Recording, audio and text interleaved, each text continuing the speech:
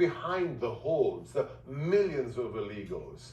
Today, for an hour on my radio show, I had somebody who educated me so much, and I just want to give you a little glimpse of the knowledge this man has. He is the executive director at the Center for a Secure Free Society, most importantly, a former Marine Corps officer or veteran. Let's talk to my buddy, Joseph Humire. Joseph, welcome to Greg Kelly Reports. Good to see you, Sebastian. Now, I've posted the video of our long-form interview. I love, the deep dive, the long-form interview. But can you just tell one thing that nobody's talking about when it comes to the caravans, the millions of immigrants?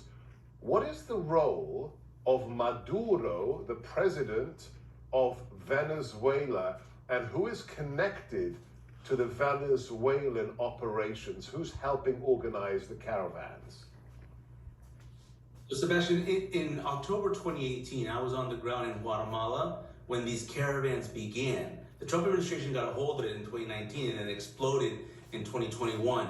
And what we found when I was on the ground in Guatemala was that there was an NGO network, non-governmental organizations, that were being funded by the Venezuelan government to create massive caravans that were not just going to come to the United States sovereign border, but were going to basically clog up all the borders throughout Central America en route to the sovereign border. Why are they doing this? Because they're prepping the battlefield for conflicts in the future.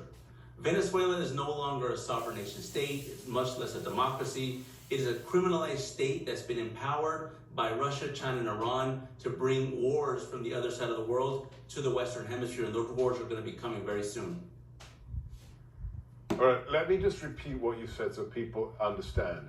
Venezuela, run by President Maduro, who's a communist, is working with the Kremlin, is working with Russia, is working with Iran, is working with the Chinese to do what? To undermine the national sovereignty of America, correct? Undermine the national sovereignty of all of the Americas, from the United States all the way down to Argentina.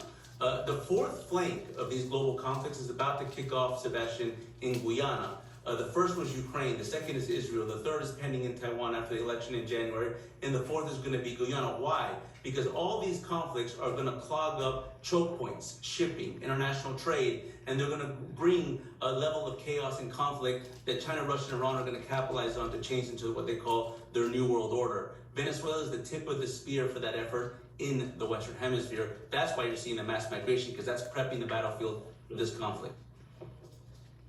All right, I've got one more question for you, but in the meantime, you have to watch my hour-long interview with Joseph today to get the full detail. He has the receipts, he has the facts. You have to check out his website, securefreesociety.org, and also his book, Iran's Strategic Penetration of Latin America, essential reading. But let's talk about something good for a minute, Joseph. Javier Milei has been elected president of Argentina. I want to put his Christmas tweet up that I retweeted. He said, holding a police baton, he said, "Merry Christmas, happy holidays, but be careful not to be a communist." Is this at least some good news from our southerly neighbors? This is absolutely good news, Sebastian. I can't underestimate how happy I was when I found out Javier Milei became the new president of Argentina, because Argentina is a major country. It's the third largest country in Latin America. It's one of the major partners in the South. And this is the key, Sebastian, because in order to make America great again, we're going to have to make the Americas great again, and we're going to need partners in the South. We're running out of them. We lost our opportunity with Bolsonaro in Brazil. Lord knows Central America is a mess, but in Argentina, we have the opportunity to build a North-South relationship, which will break the South-South paradigm that China is imposing on the world. In China's vision, Mexico is considered South. That doesn't exist in geography. Argentina gives the opportunity to reinsert a new geography. That is really what the United States is all about.